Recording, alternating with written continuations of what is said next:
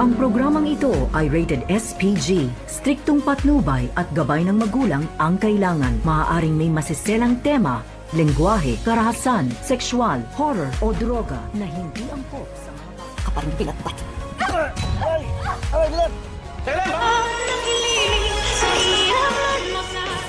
Narito na nga ating pakaabangan bukas sa abot kamay na pangarap. Nakahanap nga ng tiyempo itong si Lynette na nagpapanggap na sumang-ayon siya dito kay Carlos Benitez na naintindihan di umano ni Lynette na kung bakit nagawa iyon ni Carlos dito nga kay Irene. Subalit nang makawala na nga itong isang kamay ni Lynette sa pagkakatali ay dito na nga niya kinuha itong plato na pinaglagyan ni Carlos ng tinapay at dito na nga niya ipinukpo kay Carlos at dali-dali nga siyang tumakbo at lumabas at kinuha itong cellphone ni Carlos Benitez. Subalit ay hindi alam ni Lynette kung anong lugar nga daw ito. Kaya agad na tinawagan ni Lynette itong number ni Annalyn at humihingi siya ngayon ng saklolo na iligtas daw siya dito ni Carlos Benitez dahil ay kinukulong daw siya dito sa isang kwarto at tinali. At agad naman at nagtanong itong si Annalyn na kung saan nga ba itong lugar na ito.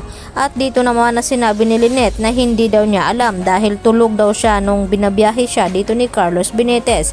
Subalit ang kanyang natatandaan ay dito nga na parang resort nga ito. Baka ito na nga yun ang binabanggit ni Harry na private resorts nila ni Doc Carlos Benitez. Kaya agad naman na pinuntahan ang sinabing lugar at may kasama na nga sila mga pulis. At dito naman na tinawagan ni Carlos Benitez itong lalaking inutusan nito na i-dispatch siya ang katawan dito ni Irene sa pagkakala ni Carlos na tapos na nga ang trabaho at wala nang makikitang ebidensya. Subalit nagtataka itong bigatilyo at nagtanong dito sa kanyang lalaking kausap na hindi pa nga nila ito na-cremate ang katawan ni Irene kung bakit nagpapanggap siya dito kay Carlos na tapos na nga ang pinoproblema nito.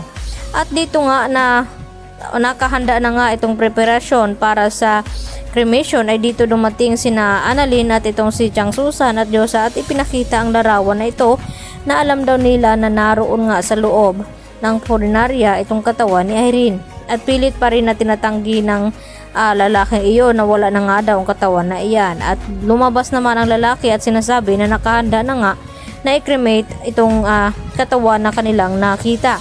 At agad naman na tumakbo itong si Annalyn at tiningnan kung sino nga ang kanilang ikikremate at dito nakita ni Annalyn na si Irene nga ito dahil ay natanggalan na nga ito ng makeup. At ito ang ebidensyang gagamitin nila ni Annalyn at RJ upang mapalabas sa lungga itong si Carlos at tuluyan na ngang masampahan ng kaso at makulong dahil wala pa nga silang katibayan ng ebidensya na magpapatunay nga dito kay Carlos na siya nga ba talaga ang tunay na pumaslang dito kay Irene.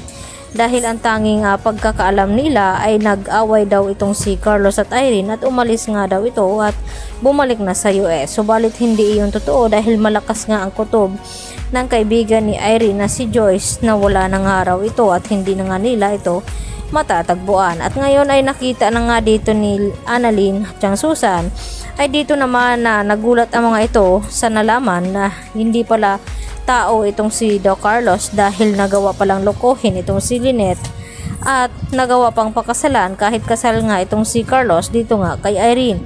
At nangangamba naman ngayon itong si RJ na baka kung anong gawin dito ni Carlos kay Lynette dahil obsessed nga daw ito sa kanya at hindi nga daw hahayaan ni Carlos na malayo ito kay Lynette kaya ginagawa nga niya ang lahat upang maitakas niya itong si Lynette dito kay Annalyn at RJ at hindi naman sumang-ayon itong si Zoe sa mga ginagawa nga ni Carlos at nagawa niya pang i-kidnap itong si Lynette ngayon.